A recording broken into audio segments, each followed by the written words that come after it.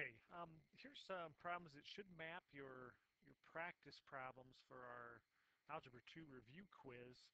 This is shorter than your practice problems, but everything that's in your practice problems should be pretty well represented here. So we start off with this inequality absolute value problem. And the first thing we would like to do with this is to isolate the inequality.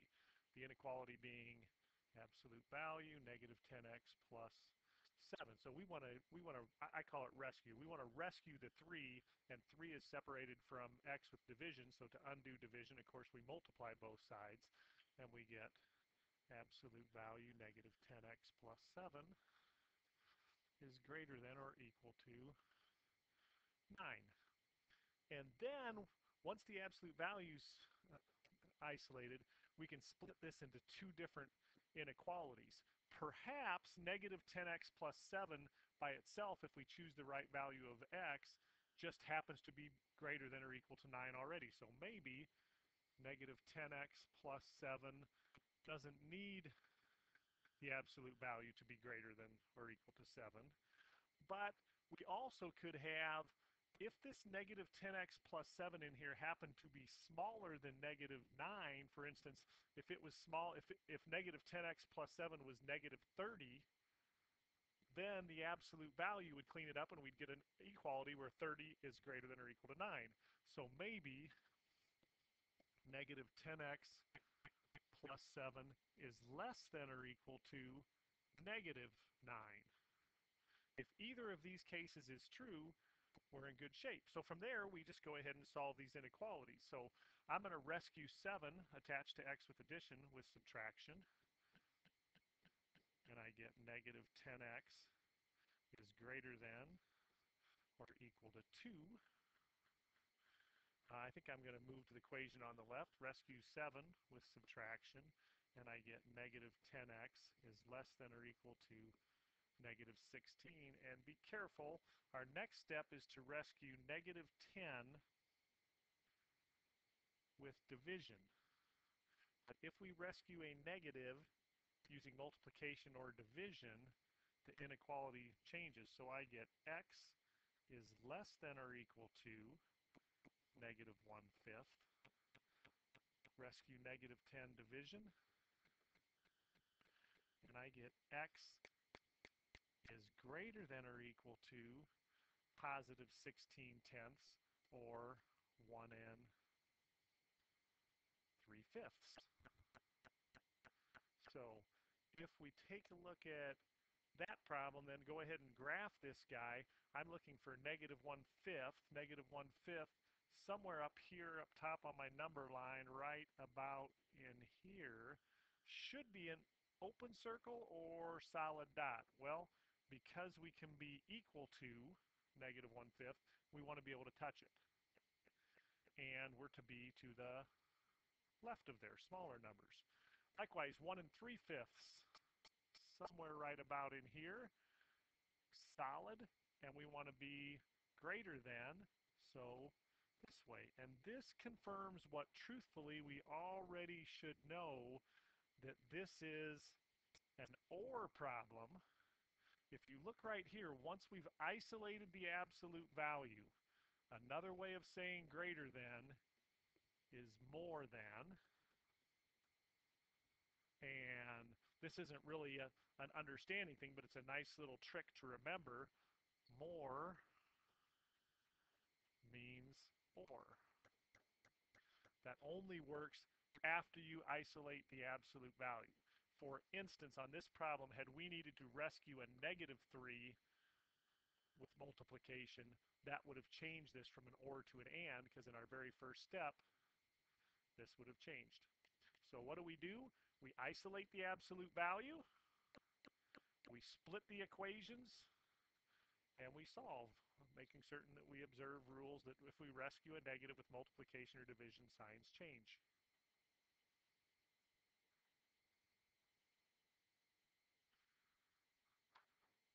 Okay, number 2, solve each equation by completing the square. So here we have a squared minus 16a, I'm going to write it just so it's a little bit bigger, plus 22 equals 7. Now, I don't think most people in here would choose to solve this by completing the square. But completing the square is going to be important to us a number of times when we get into the study of conic sections.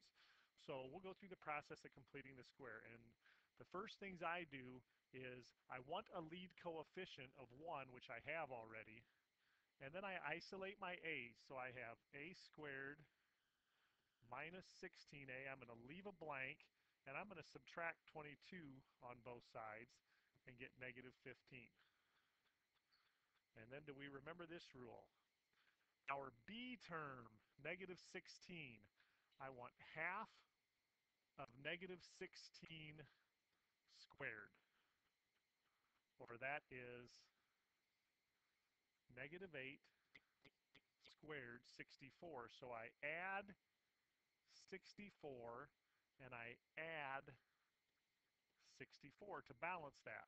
I just invented this 64 on the left, so I have to balance the equation on the right.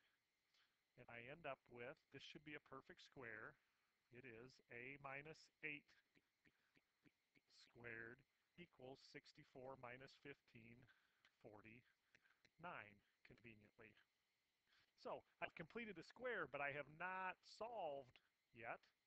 So to solve this, the next thing I would do is take square root, and I get a minus 8 equals plus or minus square root of 49, 7. So a is either 7 plus 8, rescue the 8, or a is negative 7 plus 8. So a is 15 or 1.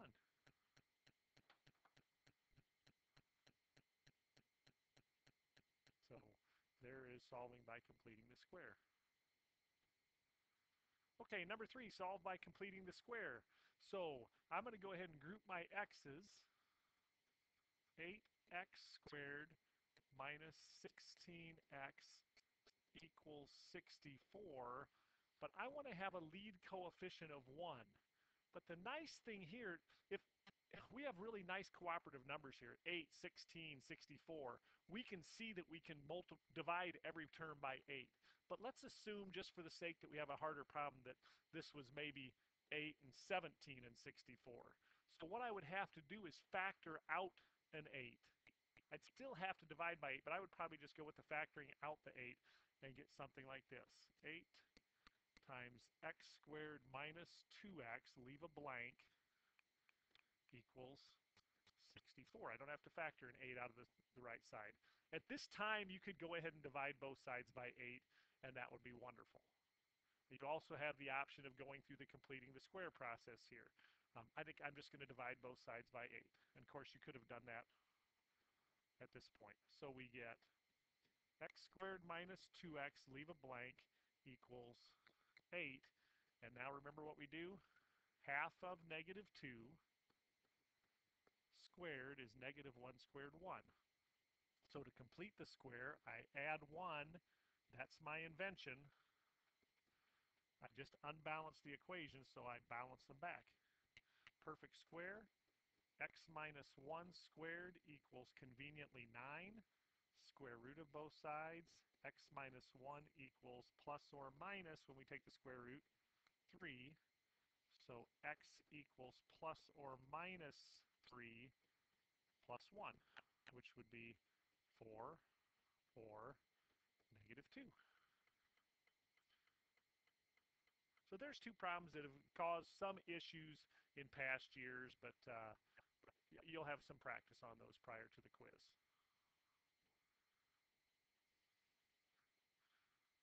Okay, here's one where I may do some of this differently than you've seen in the past. For compound fractions, a lot of times I've seen people get common denominators in the numerator, get common denominators in the denominator, smash terms together, and then turn the division into multiplication, flip, multiply. But I'm going to go ahead and do this just a little bit differently.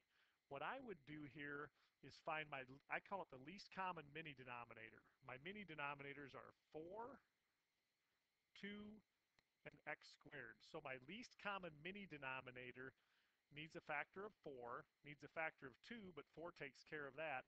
and needs an x squared. So I'm claiming my least common denominator out of those three terms is 4x squared. Each of these divide into 4x squared evenly. If I multiply numerator and denominator by 4x squared, of course I can do that because that is a fancy form of 1. I'm just multiplying by 1. What happens is I distribute that here, the 4's cancel, and I get 5 times x squared. When I distribute that to the minus 1 half, 2 reduces 4 to 2, 2 times 1, 2 and an x squared. Now again, you could combine these first, but this is a process I use when things get a little bit uglier. And in the denominator, when I multiply this by this, the x squareds cancel, so I just get 4 times 4, 16. So I have 5 apples minus 2 apples, 3 apples on 16, and nothing reduces. We'll take a look at another one of those.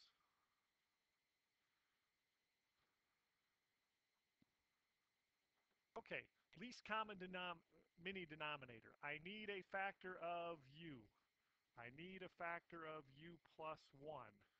I need a factor of u plus 1, but I got it. So I'm going to multiply by fancy form of 1, u times u plus 1 on u times u plus 1. In past years, I suspect most of you would get common denominators here, smash those together, and then flip and multiply rather than treat it as a division problem. But watch how nice this works out. When I distribute this whole mess to here, the u cancels the u. And I get u plus 4 times u plus 1. Minus, when I distribute the mess, my least common mini denominator, the u plus 1's cancel. And I get the u times a u plus 4. And in the denominator, when I multiply this times this guy, the u plus 1's cancel, and I just get u times u. Okay, so now we can do some simplifying in the numerator. I'll FOIL these guys. I get a u times u, u squared. I get plus a u plus 4 u's, plus 5 u's. I get a 4 times a 1 plus 4. Distribute, careful, minus u times u, minus u squared, careful, minus u times 4, minus 4u, all on u squared. Combine terms, I've got a u squared minus a u squared. I've got 5u's minus 4u's, just a u, and I've got a plus 4 on u squared. Can we cancel anything? Of course not. There's not a factor of u in the denominator to cancel with my factors of u squared, or excuse me, in the numerator to cancel with my u squareds in the denominator. So really recommend you be open-minded to trying this process of least common mini denominator. I think you'll end up liking it. So let's take a look at one more of those. Okay. So my least common mini denominator here, I need a factor of x. I need a factor of x squared, as it turns out, and I need 4. So my least common mini denominator is 4x squared. So I'm going to multiply by 4x squared on 4x squared. In the numerator, when I multiply this by that, the x reduces one of the x's. I get 1 times 4x, or 4x. In the denominator, I'm distributing. The x squareds cancel. 4 times 2, 8, plus the 4's cancel. 9 times x squared. Done. Pretty slick. Of course, I have to check and see, can I factor anything out and cancel, but I most definitely cannot reduce 8 with 4. 4 is a factor, 8 is a term of the denominator. So we are done.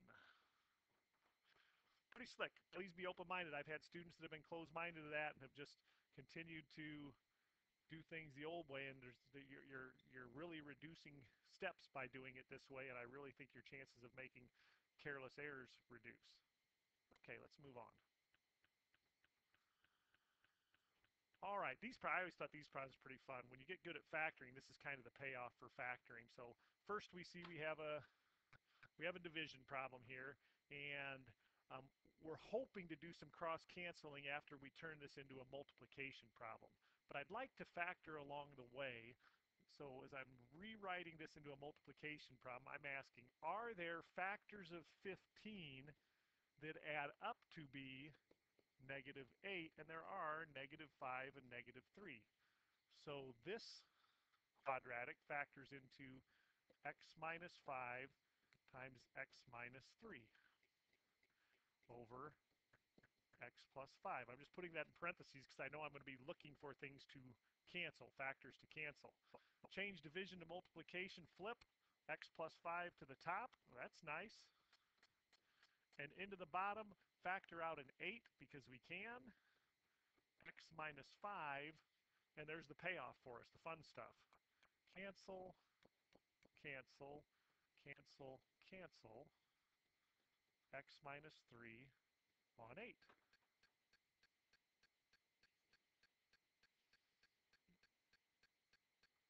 Next problem.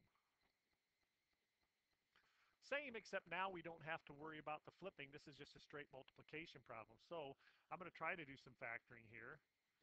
B minus 7 on B plus 8 times, well, there's difference of perfect squares. That's nice. B plus 8, I'm looking for it. And B, excuse me, let's erase that. Minus 8. Now, here's a big hint. If you're not great at factoring, what's the payoff if I factor this? The payoff would be if I could get a plus 8 or a B plus 8, a B minus 8, or a B minus 7. So I'm looking to see, I'm not going to get a B minus 7 because 7 doesn't divide into 24, but I might get a B plus 8 or B minus 8. Factors of negative 24 that add up to be negative 5 are negative 8 and 3. So this is B minus 8. B plus 3, and do we have any payoffs here? I've got a B plus 8, I've got a B minus 8, cancels, and I end up B minus 7 on B plus 3.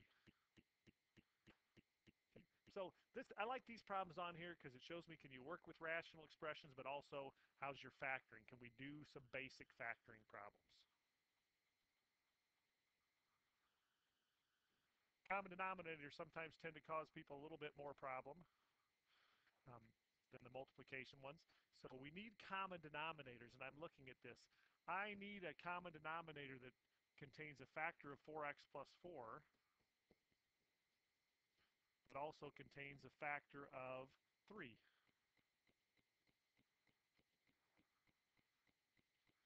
Which means my x plus 5 term, it was already over a 4x plus 4, but it wasn't over the 3, so I had to multiply it by 3. My plus 2 term was already over a 3, but was not over the 4x plus 4, so I have to multiply it by 4x plus 4. Wow, here's a common mistake that's made. It is tempting to go ahead and cancel the 4x plus 4 top and bottom, but this 4x plus 4 is just part of a term. It's not being multiplied by the entire top, therefore it is not a factor. This 4x plus 4 is being multiplied by the bottom. It is a factor, but it has no factor to cancel it. So we've got some simple algebra 1 here, simplification. Distribute the 3x plus 15, distribute, I like distributing positives, plus 8x plus 8, all on, I'm not going to distribute this in the bottom. In fact, I'd probably be more tempted to factor out the 4 just in case something might reduce later on than I would be to distribute this, because I'm going to combine these numerator terms and ultimately see if I can simplify things. So I think maybe for that purpose I might want to write this as factor out the 4 times 3 12 times x plus 1, because maybe I'll be able to cancel an x plus 1 later on. Maybe I'll be able to reduce factors of 12 later on. Okay, numerator, 11x, well, that shoots all of that down, I think, plus 8, 15 plus 8, 23 on, now I see I can't reduce anything. 11x plus 23 doesn't factor into 12 or x plus 1. So now maybe I'll just distribute out the denominator. 12x plus 12. Would you have to distribute out that denominator? Sometimes simplified is in the eye of the beholder. Um, I won't get hung up on that at all in grading quizzes tests. However, if something could have reduced, I would expect you to have a reduced answer.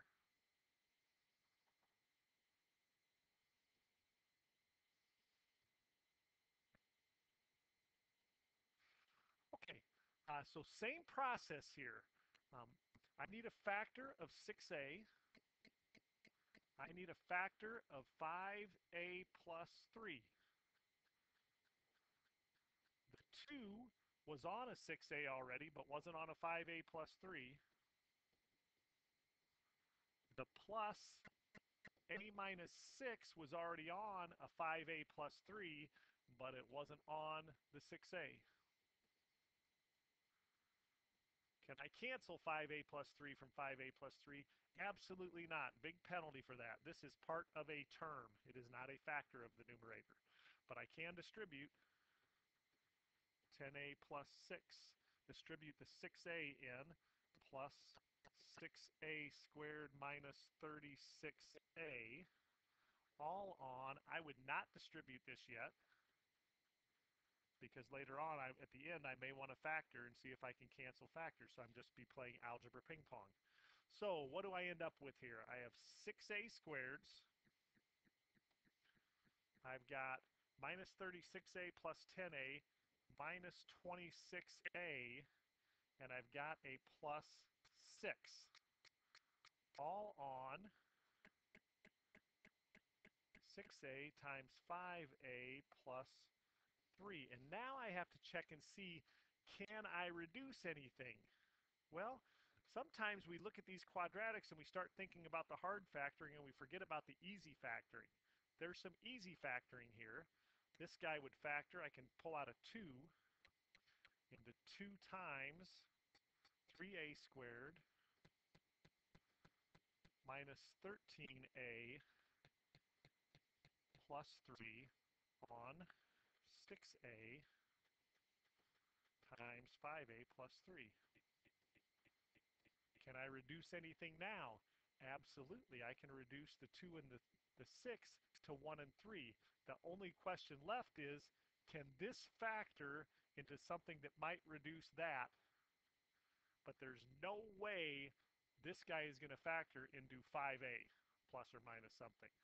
This 5 would have to be a factor of 3. So I'm not even going to bother finding out if that thing factors. I'm just going to write this as 3a squared minus 13a plus 3 on reduce. That would make this a 1 and a 3. Distribute into 3a, 15a squared plus 9a.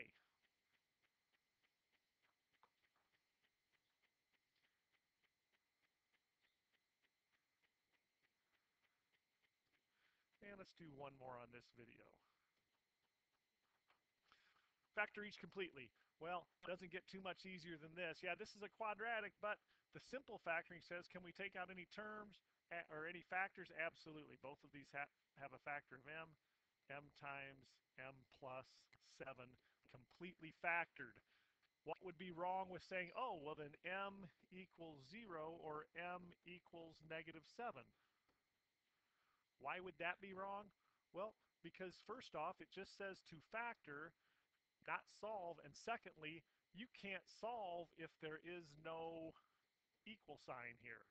So this is factored. This is, I understand where it comes from, but if you extend the problem beyond where it needs to be, you're not going to receive full credit if you're calling that the answer. Okay, so there will be another 10, 11 problems on this on a future video, but I'm going to pause it at this time. Thank you very much. Hope this helps. If Feel free to view it as much as you want.